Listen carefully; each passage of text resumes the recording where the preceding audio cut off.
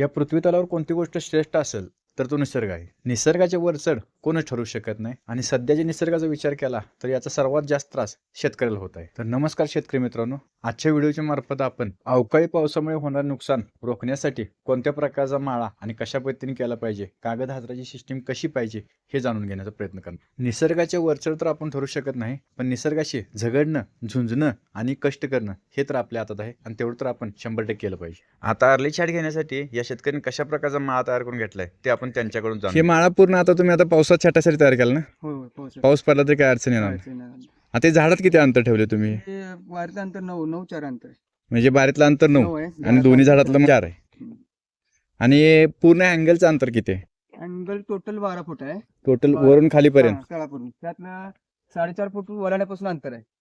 वलांड्यापासून वर हा 4.5 फूट, वलांड्यापासून जमीन लेवल 6 फूट आहे. 6 आणि फूट, जमीन लेवल पासून खाली 1.5 फूट आहे. 1.5 फूट. 1.5 फूट आहे.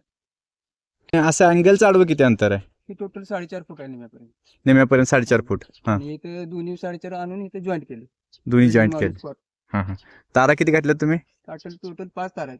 5 तारा. किती फुटावर घातल्यात काय असं? हे पहिले 6 इंचावर आहे. हा. नंतर 7 इंचावर आहे. हा. नंतर 8 आहे. नंतर 10 आहे. बरं. तर तेवढं अंतर ठेवायचं कारण काय? तर वलांड्यापासून जर अंतर लांब ठेवलं आपण, हा. तर काय होते, वलांड्या ज्यावेळेला खरड छाटी होती त्यावेळेला काड्या खाली येते बघते. हा. त्यामुळे पहिली तार जवळ ठेवल्या. हा. दुसरी आपण काडी घडासाठी काडी ठेवली दुसरी जवळच आहे. हा. आणि नंतर काही शेंड पडते त्यामुळे काय हा. अडचण येत नाही. म्हणजे घड कुठं लागणार तुमचा? घड लागणारे सरासरी वलांडे येत आहे तर घड यायचं येणार. म्हणजे प्लेन एका रेषेत घड येणार हा, तुमचं. एक रस्ती. जर तुम्ही पण अवकाळी पावसापासून आपल्या बागेचं संरक्षण करणार असला किंवा अर्ली छाट घेणार असला तर अशा पद्धतीने नक्कीच माळा करू शकताय. तर कसा वाटला व्हिडिओ कमेंटमध्ये नक्की सांगा. धन्यवाद.